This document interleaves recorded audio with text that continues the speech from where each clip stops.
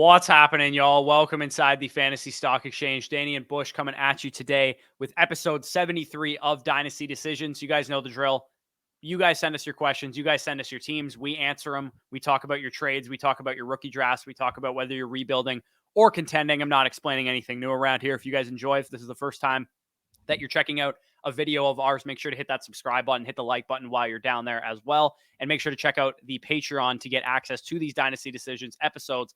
The first come, first serve attitude goes to our patrons because they support us and we want to reward them for doing so. So check that out if you're interested. Dynasty rankings, all that good stuff available over there. But without further ado, Danny, how you doing?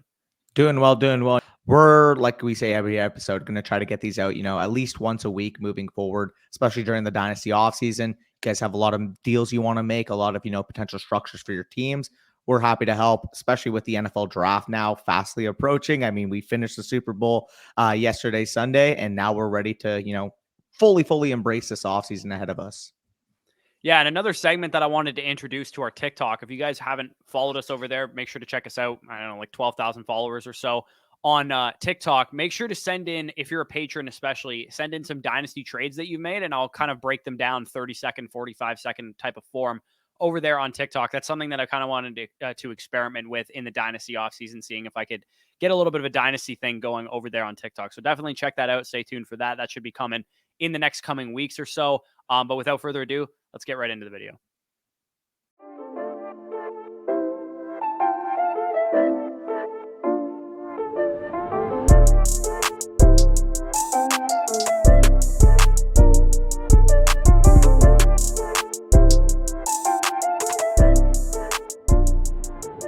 Okay, so the first question is going to come from Ben here, Benjamin. He said, thanks for all your amazing work you guys are offering on a daily basis. Definitely appreciate that. He said he's from Paris. So this question is coming all the way from France, 12-team, non-PPR league, one quarterback. Does not look like a super flex league. It's a one quarterback format. Geno Smith, Jimmy G, Zach Wilson is the main QBs there. Tyler Algier, Isaiah Pacheco, etc. at running back. Drake London, Chris Olave, Rashad Bateman, Kadarius Toney, etc. at wide receiver, Cole Kmet, Cade Otton, and some other guys at tight end. So not a lot to work with here. A couple, young receivers that are definitely worth a damn.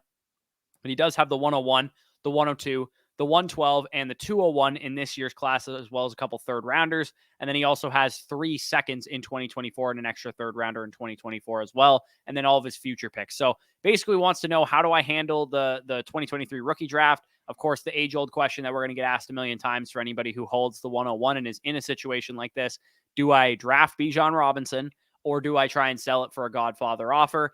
He said, should I try and trade the 102 potentially as well for, potentially like 103 and 105 for the 101 or something like that, and maybe use some of these other, mid-round picks to get these deals done. What are your thoughts on, how we should handle the 2023 rookie class? Well, for starters, with that 101, to put it in your question, one of your questions here is, you want to compete in 2024. Can I try in 2023? I would not try to compete in 2023 with your team as currently structured. What I would be doing is, you kind of, hit the nail on the head. It says 103, 105 for 101.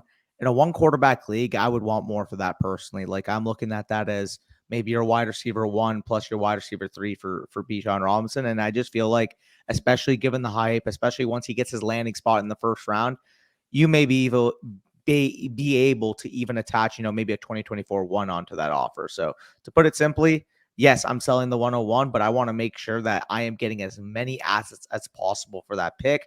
And I kind of mentioned the blueprint in a one quarterback league, 103, 105, 2024 first, even if you have to throw in, a 2024 3 to get that done. It gives you a lot more flexibility. It gives you a lot more, potential fluidity in your draft to maybe, 103, you want Jahmyr Gibbs, 105, you want Jordan Addison. You could walk away with a nice little haul while still having, again, a second 2024 first. You also have the 102 here. And if you can get, a Godfather for that, so be it. If not, I'm fine with taking, Jahmyr Gibbs there, but I'm definitely looking to see what type of equivalent value people would be willing to pay, because for the most part, I'm just not willing to put this team into a winning window quite yet. I want to get as many 2024 assets as possible.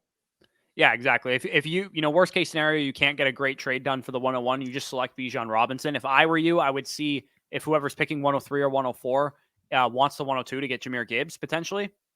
And then maybe you could slide down a pick up an extra second rounder or something, still get a stud wide receiver like Jordan Addison or JSN, because that's going to help your team more in the long term and the short term to have stud wide receivers as opposed to running backs, which, I mean, we don't want to sacrifice value completely. We want to make sure we're getting like a second rounder or a small piece or something to move down from that pick. But if it's possible, then I definitely would explore a trade like that. He also says, who else should I try and sell? Geno, Jimmy G. I mean, it's a one quarterback league. You're probably not going to get a ton for those guys. But if you can somehow maybe package together like Geno and, maybe one of your running backs or one of your tight ends or one of your wide receivers or, a late round pick or something to get yourself a second rounder, I think that's a fine trade to make. Pacheco and Algier, I would shop them. I would see what they're worth because they're not, high priority, long-term building blocks at the running back position. They're more so like, young running backs that are, have proven they're talented players, but could easily be replaced or have a lot of added backfield competition this offseason. He also says some wide receivers. There's nobody really on your wide receiver core that I'd be looking to sell, except for maybe any of the older guys, maybe Alec Pierce, because he didn't show a ton, but he's still young. Cole Kmet, maybe Samuel as well. People are excited about him. I'd be fine shopping him, but I don't think too many people are going to give you a crazy Godfather type of offer for him. So let's rip through these trades real quick, and then we can move on to the next team here. He sent away the 108, the 203, the 108 in 2023, Darnell Mooney, Josh Palmer in exchange for Drake London. This is, I mean, easy W. Smash. We don't even need to evaluate that trade. He sold Najee Harris for a 2023 first. I'm not exactly sure which probably first the this ended up being. Probably the 112. You're correct. A second in 2024. We'll probably assume that's mid to late as well. Zach Wilson and Daniel Bellinger. I'm fine with him. I'm fine with it. I think you maybe could have gotten, I would have rather gotten 2 more secure assets than 4 assets like the ones that you got, but I still think that's fine value there. And then the final trade here, Miles Sanders, Jacoby Myers, and Romeo Doubs probably sold mid-season for a contending team. He gets a second in 2024, Kadarius Toney, and a third. I mean, Toney versus Myers, probably about a wash in a rebuilding situation. I'll take the second for Miles Sanders and the third for Romeo Doubs. I think that's probably a fine move to make. So I would say as far as rookie draft targets, and then we can move on. 101, I mean, if you can't trade out of it, Bijan Robinson, obviously. 102, to me, I'd be looking for, I'd take Gibbs because I think he's going to go higher in startups. But if you can move down to 103, 104, I'd be looking to do that. 112, given your quarterback situation, I wouldn't be opposed to taking Young or Stroud or Richardson with either the 112 or the 201. Michael Mayer, of course, if he falls to you, would be a great addition to this team. So you got a lot of options here, a lot of flexibility built out for 2024. I think you're in a decent spot. Just keep on chugging along. So team number 2, we have Caleb Lawrence. Solid starting roster, he said, but lacking depth in next year's first round pick. Looking for advice on what the focus should be. He said rookies are current values from Keep Trade Cut. So he included where the rookies are currently ranked at the moment. So he has this team here. It's a 12-team PPR, Superflex tight end premium. Kyler Murray and Dak as his top 2 quarterbacks. Eckler, Swift, Dobbins, Algier mainly at running back. A.J. Brown, Amon-Ra, T. Higgins, DK Metcalf, et cetera, at wide receiver. Greg Dulcich and a couple others at tight end there. And then he also has his, like you said, he does not have his first round picks. And I'm sorry, he meant RK is ranking, not rookies, as the Keep Trade Cut value. And then 2024 picks, he has all of them. And he said he finished in 5th place this year in 2022. So looking at this team, what are your thoughts? Obviously, it stands out. He's got a couple aging assets, especially at running back with Austin Eckler there. But for the most part, I would say this is a pretty well-constructed team. Well-constructed team. I'm definitely going to want to compete with this team. That second round pick, especially in the early second, maybe a Zach Charbonnet you can tap for. The reason why I'm saying a guy like Zach Charbonnet, maybe, another day 2 capital running back, is that I am shopping one of, if not both, Dobbins and Algier. I'm trying to get that a wide receiver equivalent for them in that spot. The reason being, of course, like I said, that second in 2023 and those thirds in 2023, I'm just taking lottery tickets at running back at this point. And if that's the case, if I know that's going to be my strategy going into the rookie draft, these more fragile type of pieces, especially Dobbins and Algier right now, are going to go for more right now than they will either right prior to the rookie draft or to the NFL draft, or potentially after the NFL draft if there's any backfield competition added. So my advice now is if you can, transition, maybe Dobbins and Algier can get you a first and a second from that combo, late first potentially, or they could get you another, solid wide receiver player to build around at that position. Maybe you can upgrade, including Dulcich, and get a better tight end or something like that. Do you think? I mean, he has Metcalf. I was going to say a guy like that, but do you think like someone in that tier, somebody would be willing to move? Let's just say hypothetically, they're like, oh damn, like I want to compete, might need a running back or a couple running backs. Do you think that you could target somebody maybe in that fringe top 15 area at wide receiver for Algier and Dobbins. Yeah, I mean, I don't know if that'll get you to Olave or London necessarily, No. but those would be the type of guys that I would go after if you Yeah. can possibly do that. Maybe you can only get like a Treylon Burks and a 2 type of package in return, or maybe Christian Watson in a 2 or something like that if you have to go down a tier. But I definitely think that's probably a smart move to make. It's tough, right? Because you're in a spot where you could realistically just kind of run this thing back with the exact same team. But Eckler also stands out as somebody that I'd potentially be willing to shop as well, just because, he's an aging running back. He's like 28 years old. And if you can, re-roll him into a first and a second right now, potentially even more, given what he did this year, then you could probably be in a great spot there. So you have a lot of flexibility here. But like Danny said, if you want to just take a bunch of dart throws at running back with your 2023 rookie picks, maybe transition away from one of your veteran running backs or 2 of your veteran running backs, and then kind of just run this thing back, I don't think that'd be a terrible idea as well. And maybe set yourself up in 2024, maybe that you got like 2 or 3 firsts sitting on standby in case Austin Eckler kind of dies out as an asset. Yeah, no, I agree there. Overall, I think you're in a decent spot. You don't have a true set tight end, but you have some upside there. I like Dulcich a lot, top 12 tight end for us. And then, Kate Otten potentially getting some work there as a starting tight end for Tampa Bay. I think you're at least fine in that position.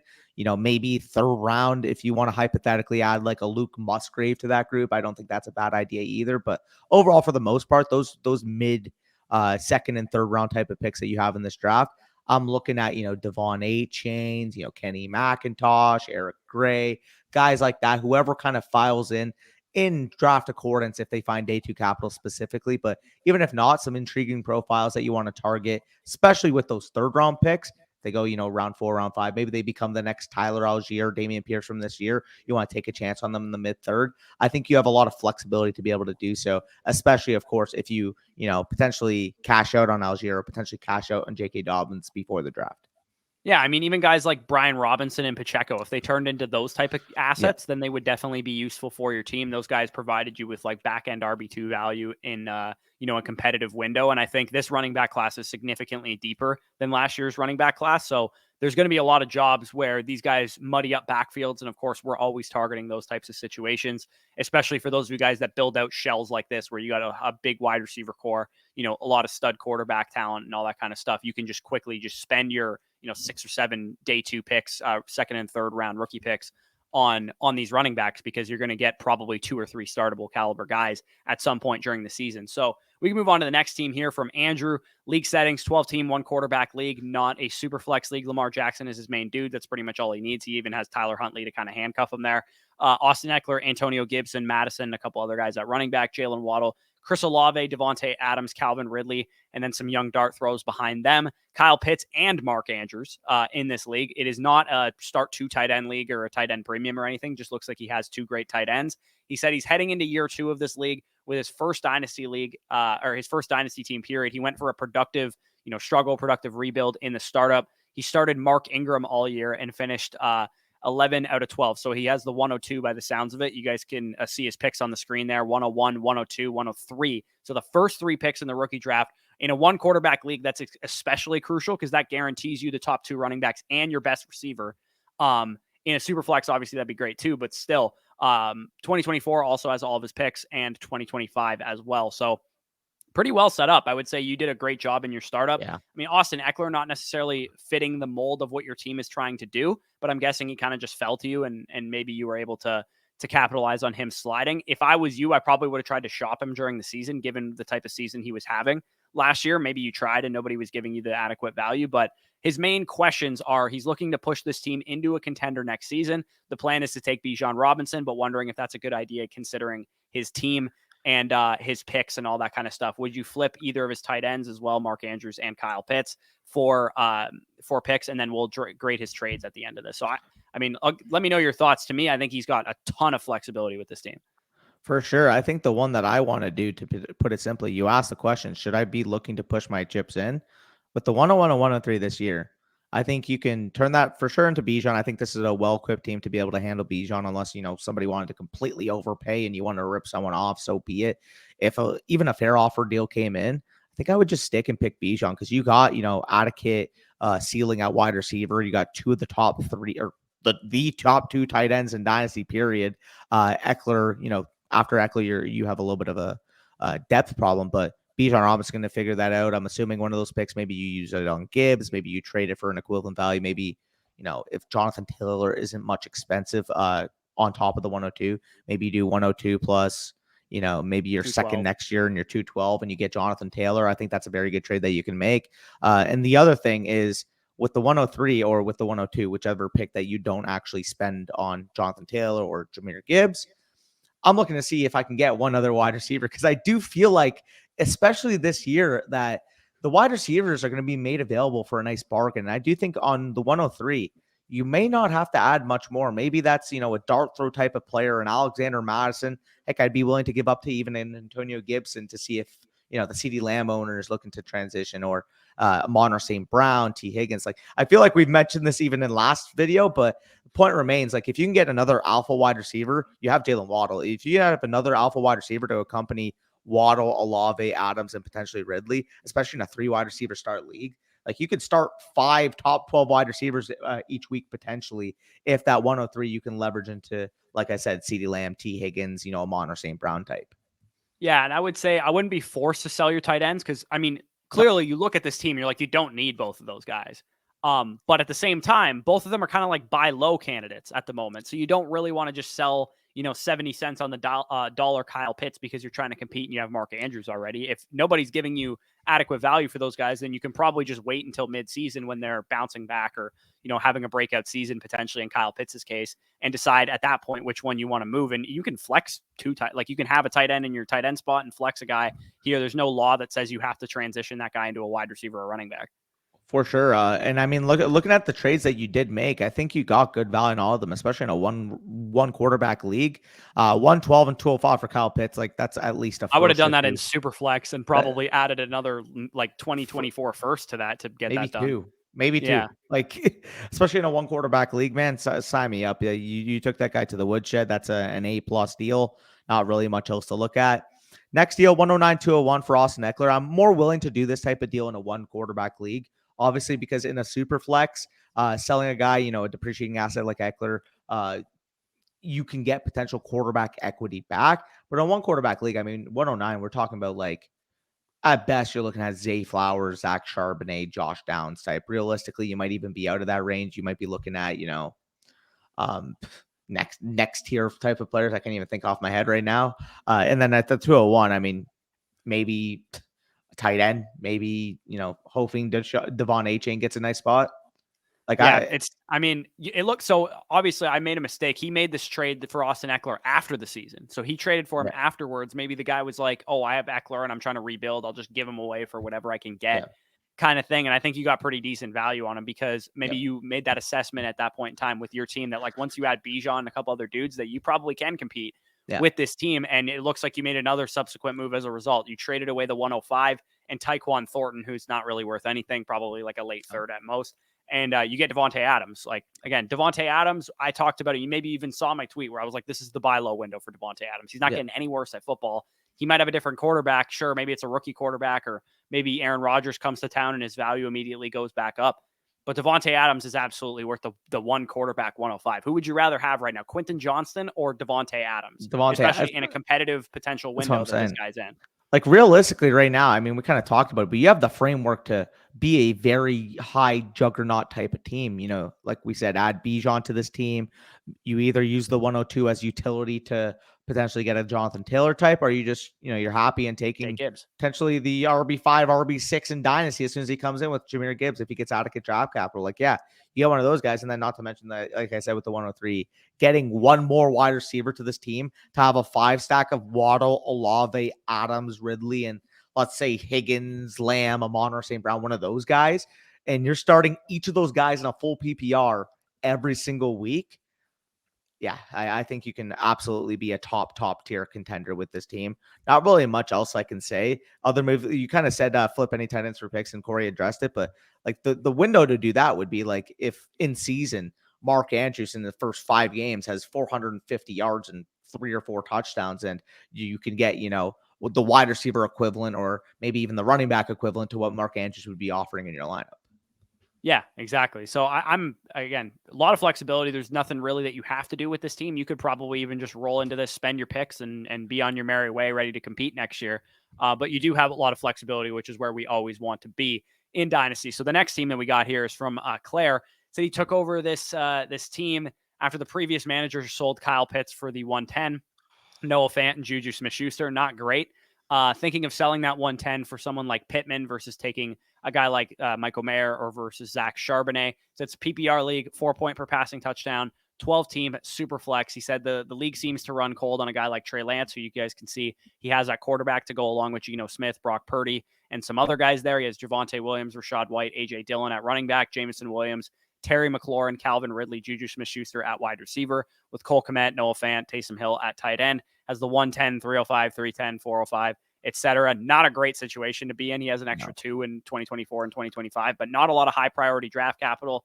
No real studs. I would say Javonte is the closest thing to that, but he's a running back and he's coming off of an ACL tear. So not a great situation, but basically he said, wondering if I should just sell off what I can, maybe veterans in season once their value goes up, and rebuild starting in 2024. I would say that you're on the money probably with that assessment. There is not a lot to cling to here. I mean, you said the league's run cold on Trey Lance. Maybe you hold on to him because he's young. Absolutely keep him. But for the rest of your roster, I mean, Rashad White's technically in a good spot right now because they haven't added anybody yet. Maybe they cut Leonard Fournette if we get some rumors. Sell him. A.J. Dillon, I mean, we're getting word that that Aaron Jones might stay in Green Bay on a restructured contract. I'd probably be selling him as well. Javonte Williams, you might have to hold on to until he starts to look like himself when he comes off the ACL tear. But for the most part, I'm selling pretty much anybody I can get 2024 and 2025 picks out of him. I mean, if nobody's going to give you 2024 picks because they know about Caleb Williams, they know about, Marvin Harrison Jr. and some of the top end guys there, then shoot for 2025.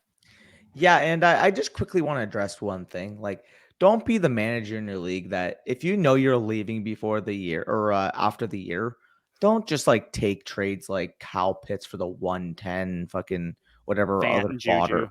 Come on, man. Like that to me is Bush League, that if you know you're already on your way out, don't tinker with the roster anymore, especially moves that are going to be completely subjective like that. Like if you're low on Kyle Pitts, sure, and you know you're in it for the long haul, okay, whatever, you sell low on Kyle Pitts. But if you know that you're leaving the league the next year, man, like that's just a tough blow. But either way, Claire, like you picked up the team, so you're on the victim end of it. But either way, yeah, Corey outlined it. No other player other than Trey Lance I'm clinging to on this roster. Like you mentioned, Javonte, if he shows some signs in the first couple of weeks, any type of first round equity, I'd be willing to, package, especially in random first type of equity. I'd be willing to package. Or if it's a late first projected, maybe you get a 1 and 2, that type of move I'd be looking to do. Rashad White, I would honestly contemplate selling him before the NFL draft because I think your Tampa Bay Buccaneers, Bush, are going to add a compliment. And I do as well. I think I'd probably, if you can get a 2, maybe 2 2s, maybe somebody's going to give you a 2023 2 and a 2025 2 or something like that. Again, when you're looking this long term and looking this far out, aim for 2025 picks. People will throw them away like they're nothing. They don't give a shit about them. They have no idea who the players are going to be. You might be able to, look up in 2 years and have 6 1s in 2025, and people are going to start to know eventually. Maybe there's a quarterback that emerges. Maybe there's Drew this. Aller. Maybe there's that. Yeah, Drew Aller from Penn State. He's drawn some, comparisons to some high-end quarterbacks and stuff like that. So definitely I would aim for 2024, probably 2025 as the actual first sign of things start to look up. Sell pretty much anybody and everybody who's going to give you any value. So we can move on to the next team here, which is from Trent. He has his team listed here: Jalen Hurts, Lamar Jackson, and Trey Lance. Pretty lethal quarterback core there. Ramondre Stevenson, Rashad White, Kareem Hunt, etc. at running back. Devontae Adams, Jalen Waddle, Devontae Smith, Drake London, Elijah Moore, Jameson Williams, very deep at wide receiver. And then Dallas Goedert, Okonkwo from the Titans, and then Mike Gesicki at tight end there, 109 in this class, 208 in this class. Then he has, it looks like, an extra second in 2024. So it's a 12-team super flex league. I don't think you get much better at quarterback than the position he is in right now. He also has some trades listed here. I think I can speak for both of us when I say, he built out kind of like a shell of a zero RB. He's got Ramondre and Rashad White and Kareem Hunt, and he could probably get by with those guys and still compete next year. Yep. No, I agree. You built the roster very, very well. Jalen Hurts, Lamar Jackson, and Trey Lance is probably by far the best quarterback core in your league. Dallas Goedert gives you a difference maker at tight end. Wide receivers still Adams, Waddle, Smith, London, Moore, Jameson, like Brandon Cooks, even like if he gets traded. and you have a nice anchor running back with Ramondre. Realistically, guys like White, Hunt, et cetera, there are going to be the emerging pieces. So overall, like Corey said, I think it's a really well-built roster. We kind of mentioned it with Claire's team, but maybe see if somebody's willing to buy high on Rashad White, knowing, Leonard Fournette's dust, it's going to be his backfield. I just don't view him as that 3-down caliber back. Corey kind of agrees with that sentiment. So like you said, if you can get, a couple seconds for him, or maybe like you kind of say, transition that into an older, more productive type of running back. Like right now, if you can transition Rashad White into, insert RB2, productive RB2 here, like, would you be willing to do David it? Montgomery. Yeah. Like if he signed someone, yeah, like something like that. Yeah. Yeah, or even James Conner in a second. Like you get an older running back and a second round pick for Rashad White. I think that would make some sense. You also, for what it's worth, the 109 will probably put you in prime position to grab whoever the RB3 is in this class, whether it's, Devon Achane in a great spot, whether it's Zach Charbonnet in a great spot, Zach Evans maybe goes in the second or third round. That should be a good pick to make there. And then 208, again, another dart throw, Tajay Spears, whoever, ends up getting decent draft capital, you might be able to get there. And then the other thing too, is you also have an additional second in 2024. So if mid-season, you get a bunch of injuries at that position, you can always send away, a 2024 second for maybe Dalvin Cook or something like that, just to get yourself a productive guy on your roster if things have kind of gone sideways from that perspective. Because the rest of your roster, you're 6 deep at wide receiver, you have a good tight end and some pretty decent depth at that position. You're 3 deep at quarterback. You want to transition off of Trey Lance to get somebody safer. Maybe you could go to I don't know, maybe Kenny Pickett and like a second and a piece or something like that. I don't know. If you wanted to just knowing that Hurts and Jackson are going to be in your lineup no matter what most of the time, and you wanted to mitigate the risk that Trey Lance loses his job, I don't think that'd be a terrible move to make. I think in that situation, I'd be more willing to hold on to Trey Lance because I'm not really relying upon him. Like, yeah, that's fine. But you also, you risk the asset that you're holding becoming obsolete virtually, or close to obsolete in terms of his market value. If you wanted to transition to him into even re-rolling him into a pick this year, that'll get you in striking range of a quarterback. If someone will give you the 107 for him, you can just re-roll him into Will Levis or something like that. I would still take Lance at that point, honestly. Yeah, we kind of differ on our viewpoint of Trey Lance. I see a little bit more of the downside risk. You're a little bit more on the I'll hold the risk for the upside kind of camp. In this situation, I think you could make the argument that either is a fine move to make, but he also made some trades here. He received Devontae Adams in exchange for the 110 and a 2024 third. I basically made the exact same trade in our Tone Setters League, and I'm very much happy with it because I'm also in a winning window. So I think you did a good move there, especially knowing that Devontae Adams maybe had some question marks surrounding Derek Carr's situation at the time. He also received Mike Gesicki, trying to flip him eventually at a different point in time. He sold the 309 for him. I think I'd rather have Mike Gesicki than the 309. He's a free agent. Maybe he gets paid somewhere. Yeah, that's fine. Maybe he's next on Jacksonville because they're moving off of Engram, something like that. Yeah, and speaking of Trey Lance, he got him for the 111. So that's the market value of Trey Lance in your league. I'd probably just hold him if that's what he's going for. And he said, go ahead. No, I was just going to say, yeah, no, absolutely. Like with Trey Lance, the reason why I'm more willing to hold him in this situation is, again, like his market value is all over the place, clearly on the lower side in this league. And if he does develop into that type of difference-making quarterback, like not only do you have already an advantage over your league, but you have another piece that can absolutely complete this monster type of team. To whether you want to, downgrade at that point and get, maybe a first or two extra in value. It doesn't hurt you in this spot, especially with what you've built, to just kind of see what the upside case is. Because even if he has like 2 games where he's like the quarterback 6 in points per game and people start seeing like the upside that he represents, his market value might go up 1.5x in 2 weeks.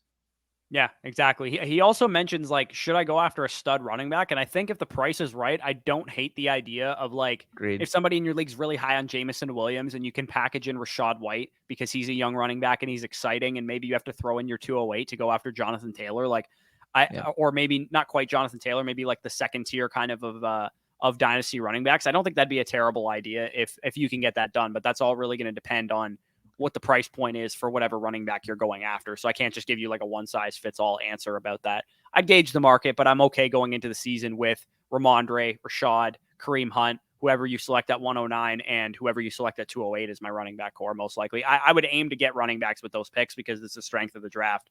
And also you kind of need some help at that position as well. So we can actually move on to the next team here from Jordan. And he said he found us on Twitter. So a guy found us on Twitter, which is not usually something we hear. Usually it's people find us on YouTube. But he said this league started in 2020. He's taking over a rundown team in the league. This is his first Dynasty league ever.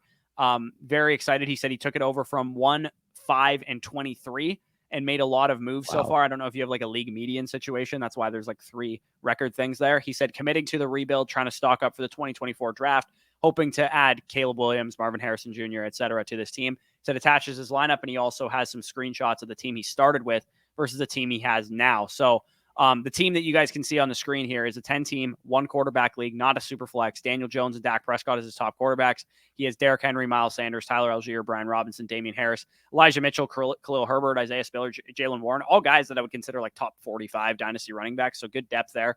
DK Metcalf, Brandon Ayuk, Rashad Bateman, Romeo Doubs, et cetera, at wide receiver. Not a whole lot of tight end outside of Greg Dulcich, but you do have some upside there, some young guys. Doesn't have really anything going for him picks-wise in 2023, just the 202 where you can add a piece potentially.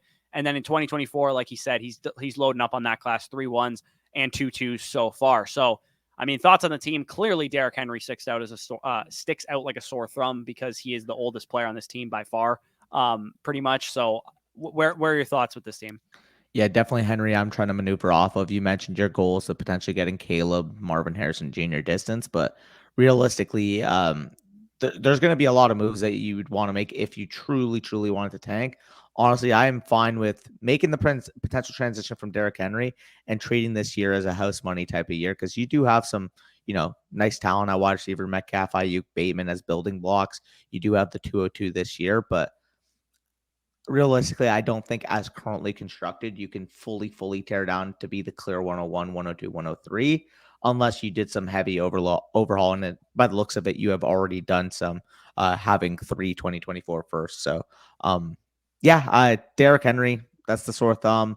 I don't mind if you want to keep, Sanders, Algier, Robinson as leverage pieces if people are willing to pay up for running backs, especially when they're competing. But aside from that, no real clear move that sticks out. Again, other than Derrick Henry. Yeah, I'm not going to go over every single trade because we'd be here forever. The one I want to point people's attention to, though, is trade number 2 because people have asked us what should we sell the 101 for, and I think he sold too low here. Yeah. He sold the 101 and the 202 for what it's worth, which is not a pick that is useless. And he has listed that he has the 202 here, so I'm not sure if he reacquired it. It looks like he did in trade number 8. But he only received 2 2024 firsts and Isaiah Pacheco. To me, I would have needed much more than that to move off of Bijan Robinson. Again, the 202 I would rather have than Isaiah Pacheco. So we're talking about you essentially sold the 101 for 2 random 2024 firsts. Unless you can guarantee me that both of those firsts were early. I would have wanted way more for Bijan Robinson. I mean, maybe they are projected early because he's saying Caleb Williams and Marvin Harrison Jr. So maybe the picks he got, one of them's from a terrible team who also had another terrible teams to pick too. And maybe they were a Texas fan and just wanted to get Bijan. So be it. I don't know. But for your sake, I am hoping they're at least early to mid because if not, I do think you did sell low there, especially the 202 for Pacheco just kind of feels like you're paying for that Super Bowl hype right now. And I mean, if we're equating the 2024 first to the 2 2024 first to Bijan, the 202 to Pacheco is way too tough a pill to swallow, in my opinion. Next trade, though, OBJ, Palmer, Pacheco, 201 and 207 for Henry and Ayuk. Now I get why you probably trade for Derrick Henry because, this is basically a penny deal. This is probably the equivalent cost of Ayuk on his own. Yeah, I mean, a lot of these trades, he looks like he's buying low on players that he thinks are really good. He goes after Okonkwo, he goes after Herbert, he goes after Algier and Brian Robinson and guys like that. Again, not generally a strategy that I like to take is buying low on running backs in a long-term rebuild. Yeah. But I will say, if these guys appreciate in value, then it's not a terrible move for you because you can sell them for more later at a point in time. But it seems like your league mates are a little bit more long-term focused. And that's why they're hey, these later round tight ends and running backs don't have a ton of job security. So I'm going to move off of them and mitigate that risk. Whereas you kind of inherited all that risk by trading for those players. I would have just rather gotten draft capital than the guys that you acquired. The couple deals that kind of stick out to me that I'm a little bit iffy on, I'm not going to lie, is I think the Singletary one's really good. You got Okonkwo in a second. I think that's good selling there. But basically swap. So the 201 for 202, obviously you take the 201, but for ease sake, it cancels out. I think buying Khalil Herbert for a 2024 second is just too rich for my blood at this point. Even if David Montgomery walks, you have to assume that the Bears are going to, draft a filler running back to be the 1A in that committee, given the draft capital, given, the potential volume that we could expect for Khalil Herbert. Projecting him to just take over David Montgomery's role is basically how I would associate that 2024 second, which I don't see personally happening. So personally, I would have held pat, especially keeping the fluidity, the flexibility of the 201 in the second there. And then the other deal that kind of sticks out to me is buying Brian Robinson for the 301 in the third. I think his equivalent value would be the 301. So, I mean, if you're a big fan of the guy, an extra third's not going to kill you in the long term.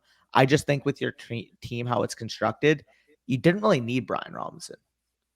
Yeah, exactly. To me, it's just taking on unnecessary risk is how I would describe it. And you said you're pretty new to Dynasty, but I would say this should be a lesson learned that if you're in a long-term rebuild, you're better off with those picks than you are with these middling running backs. If you have middling running backs already on your team that you can't sell, it's fine to hold them until they appreciate in value, but you don't want to acquire more. You want to eventually sell them off for picks. And if you could have gotten picks at the time, then I probably would have just done that. So, again, overall, I think you have a lot of work to do. I think you've aligned yourself with this idea of 2024, and you know better than us in terms of where those picks are going to end up being. If they are really early, then you could turn this thing around pretty quick. But again, I think you sold pretty low on the 101, and you still have some work to do. So we can move on to the next team here, which is the second last team of the video. We'll try and speed it up a little bit. We got Martin's team here. You guys can see his team on the screen there. I think he has his dynasty value listed from Keep Trade Cut as well, and all the draft capital. So at quarterback, he's got Deshaun Watson. He has Trevor Lawrence as well. At running back, J.K. Dobbins, Kareem Hunt, etc., Clyde Edwards-Helaire, and a couple other guys. Wide receivers, Chris Godwin, Christian Kirk, DK Metcalf, Garrett Wilson, Juju, Jerry Jeudy, Elijah Moore, Cortland Sutton, Treylon Burks. Pretty deep there at wide receiver. And then at tight end, Kyle Pitts, David Njoku is a pretty elite core, if I do say so myself. And then draft capital-wise, you still have the 102, you still have the 104, you still have the 105, 106, 107, 109, 110, 204, 206, 209, and 3 2024 first. And it looks like an extra 2025 first as well. Wow. So, I mean, we don't need to spend too much time on this team because you already have an extremely loaded wide receiver core, couple decent running backs, 2 franchise quarterbacks, and 2 franchise tight ends. So, for the most part, what's up? Sorry, I just saw why he got so much draft capital with the first trade.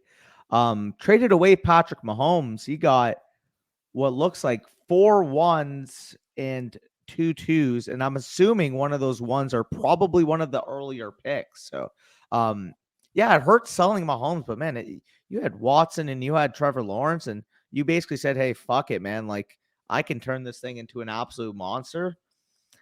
Yeah, it's a fair trade, and I mean, with fucking Watson and Lawrence already, like if you're gonna sell fucking Mahomes, you got to fucking all for him. Yeah, pretty much. We can move on to the next trade here. He traded away DeAndre Swift, Jamison Williams, and a 4th for Cortland Sutton, Jalen Waddle, Kyle Pitts, and a 2nd. To me, this is almost enough for Kyle Pitts by himself. So the fact that you also got Jalen Waddle, a 2nd, and Cortland Sutton, we can just move on to the next trade. Yeah. By the way, what's up? Sorry to interject. By the way, the 2023 first in the previous deal was the 105. It does say the number beside it, so I just noticed that. So yeah, if you're going to sell, and you got the 204 in that trade, which is also not a terrible pick as well. Sends away then Jalen Waddle and Nick Chubb. Receives Justin Fields. Again, I think Justin Fields is worth that package by himself, but also Garrett Wilson. Somehow gets the 104, 106, and Ezekiel Elliott. Again, I don't even really want to go through the rest of these trades because you kind of look like you just fleece everybody in this league. So I will say, you're well set up. There's not really much that we can help you with. Just go out, spend your picks, go after some studs. That would be my advice. Go after some stud like you already have 2 stud quarterbacks. I might even try and get bigger at the quarterback position. If people in your league are bought into Deshaun Watson, for example, send Deshaun Watson in one of your early firsts for an even better quarterback. Go after Josh Allen. Go after, I don't know if the Mahomes guy will give you him back, but maybe go after Jalen Hurts. Go after Justin Herbert. Running back wise, you're pretty much going to fill out your entire core in this draft class with the picks that you already have. Maybe you want to go after a Jonathan Taylor if all it takes is like the 104 and the 110, and you get a Jonathan Taylor and a 2nd back in return or something like that. I think you could make some moves like that. He got Godwin in a 2023 first for Mike Williams. Yeah, and then he flipped AJ Dillon for the 107 too, which is pretty crazy. Yeah, I mean, like clearly with this league market, they're going to be paying your vacation every year. to be honest, because whatever the buy-in is, you get that first place every year, and you're gonna get a free vacation from your league mates. So cheers up for that. Yeah, you better hope that people don't start leaving this league because you're going to run roughshod on this one for a while. So Oh I yeah. would say, again, another thing I might do is because you have the 102 already, just see what it takes to go up to 101 and add Bijan to this team. Because if you add Bijan to this team, then you're going to be really well set up at running back. If all it takes is 102 and 107 and a second round pick to go get Bijan, I would probably do that as well. So be it, man. Great spot to be in. I don't think we need to spend much longer. We can go on to the next team. That's going to be from Ronald, 12-team half PPR league. Looks like a 1 quarterback setup, 2 running backs, 2 receivers, 2 flexes, and a tight end. So looking at the team itself, quarterbacks, Cousins, Garoppolo, Tannehill, and Ritter in that 1 quarterback setup. Running backs, Ramondre, Zach Moss, Jalen Warren, Donovan Knight, Jerome Ford, and some fodder below there. Wide receiver, Chris Olave, Elijah Moore, Rondale, Kadarius Toney, Wandale, Robinson, etc. there. And then at tight end, you do have Noah Fant, Logan Thomas, Jonnu Smith, and Adam Troutman. But if the main allure of this team, of course, is the picks that you have along there. 101, 103, 107, 108. A few nice seconds this year, as well as an extra second in 2024, an extra third in 2024, and all of your picks over in 2025. Yeah, he said it was a major rebuild. He started it last offseason. He said if a team wins 3 years in a row, it forces a redraft. So maybe the type of league format you don't want to totally dominate in because it might force a redraft. But at the same time, it's pretty hard to win 3 years in a row, even if you have a monster. Yep. He said need help at all positions. I would agree with that assessment. You're not really solidified anywhere. I mean, you have a couple solid young wide receivers, 1 solid young running back, but no real franchise cornerstones aside from that. He said 1 super mega team in the league, apparently. So he said he's easily ranked first at all the positions in depth. He won in 2021, but lost this year due to the Hamlin incident. So that's interesting. That probably would have forced a redraft of your league potentially if he had won this year and then potentially won again next year. He said he's tried to trade Stevenson away for a first with no luck. Nobody wants to trade for him. It sounds like a pretty sharp league. They recognize he was a 4th round pick and they think, maybe they're going to re-sign Harris or maybe they're going to draft somebody or whatever the case is. He said the top 10 quarterbacks are valued in his league as if they played super flex. So even though it's a 1 quarterback league, people value Burrow and Hurts and all these dudes. And I think that's pretty relatively standard across the board in most sharp leagues because those guys are head and shoulders above most of the other quarterbacks because they're all young and they're all extremely productive. So I understand that. He said he's got a couple more league notes here, like people don't want to sell quarterbacks. He said the mega team has like Justin Fields and Trey Lance on the bench, and he said he could make a play for one of them. I personally would go after, Justin Fields if you can. He said Cousins is a solid quarterback, but for the most part, he wants somebody with upside and long-term appeal. What's up? I was just going to say, if the top quarterbacks are valued so heavily and nobody wants to move them, but everybody else kind of valued, on a lower peg, you do have the 201 this year. And instead of trading for, a backup quarterback, especially helping out that mega team, I don't mind just spending that 201 on Bryce Young. Or Anthony Richardson even too, just because you want that upside of a superstar quarterback potentially. And the cheapest place that you're going to get one most likely is in a rookie draft with either Bryce or Richardson or even Stroud. He said Deshaun Watson manager wants his 108 and his 201. To me, in a 1 quarterback format, I wouldn't probably do that. In a 2 super flex league, I absolutely would make that move. But for me, he said, would I just use these picks to target a quarterback in the draft? Even if you had to reach quote unquote on Bryce Young at 108, I would rather do that probably than trade for Deshaun Watson with the 108 and the 201. He also says, should I sell the 101 and try and get a haul? What would you be targeting? Again, another question we get quite a lot. I mean, honestly, depends on the dynamic of the league. Because if everybody's nervous about this super team, maybe they're more stingy onto their picks. But if there's a couple guys I want to combat that super team, just start a bidding war, man. Because I mean, the 101, especially in a 1 quarterback league, if you're not getting at least 3 firsts of equivalent value in a 1 quarterback league for the 101, I need one of those to be high too. I don't want the 110, the 111, and a 2024 first. No, I need like the 104, the 108, and a 2024 first. At least, that's the value that I'm looking for the 101. You can't just sell that away for the first offer that comes. If you have to draft Bijan, you have to draft Bijan. It's not a big deal. Or like maybe the guy who is having this dominant team and his picks are going to be late. Say, hey, listen, your picks are going to be late. You already built up all this value. Give me 4 ones of value for Bijan Robinson. Yeah, maybe he gives you Fields and 2 firsts and 2 seconds or something like that. Yeah, something crazy. Like you go after some Godfathers because it does sound like the top end assets in your league are valued higher than, the average league would have them. So make sure that you're not selling low on any of them. Like the 101, man, like selling that pick should be able to help you completely rebuild this team. Yeah, that's why people tanked for Bijan in the first place. It wasn't so that they could sell him for the 107 and the 108. Like, that's not what we wanted out of Bijan Robinson. We wanted, if we weren't going to take him, like a high pick, another pretty high pick, and a random 2024 first. Like, that's what we wanted to get out of that player. So I would say, again, you got a lot of work to do. It sounds like this guy's going to run roughshod on your league for a couple of years. Hopefully he wins 3 in a row if he continues to run roughshod, and you guys can redraft this thing. But you're pretty well set up. Again, if you're on the board at 107, 108, and people want to give you random firsts for them in 2024, I wouldn't mind loading up on those classes as well. Question I have, and you can answer this in the comments or wherever you contacted us at Ronald, but hypothetically, if you just trade for a bunch of future picks, it mentions that the rosters reset. Do picks reset in that format? I would imagine so. I think you nuke the entire league and redraft the whole thing from the startup. Okay, that was interesting. So theoretically, trading for picks further than like 3 years out would be risky. I don't think that would be possible necessarily. The other thing too is he lost this year, right? So he'd have to win the next 3 seasons in a row. And again, we know Dynasty's fickle. Even if your team is elite, you're not a guaranteed winner, even though he might be uncontested as the best team in the league. Shit happens. I mean, he lost this year on a freak incident that is probably never going to happen again in NFL history. So that's just how crazy fantasy can be sometimes. So like I said, Ronald, keep plugging away, keep getting some stuff done, keep working the trade market, and you should be in a good spot going forward. So if you guys enjoyed this video, you know what to do. Leave a like, subscribe, all that good stuff. Check out the Patreon to get first priority on Dynasty decisions so we can cover your team, your trade questions, your rookie pick questions, your rebuilding contending questions. And of course, by signing up over there, you'll also get access to our Dynasty Rankings Manifesto 2.0, which has our 2023 prospect rankings. We'll be doing a nice update to that right before the NFL Combine, probably, or right after the NFL Combine. And then also our positional rankings, our bucketed rankings by age, all that good stuff available over there on Patreon, and prospect player cards for all these 2023 prospects coming out, fast and furious. There's a couple of them already on there. They're going to keep coming until we get to April 27th or whatever day the NFL draft is. So definitely check all that stuff out if you're interested. But with that being said, peace out, and we'll talk to you soon. Wire me the money.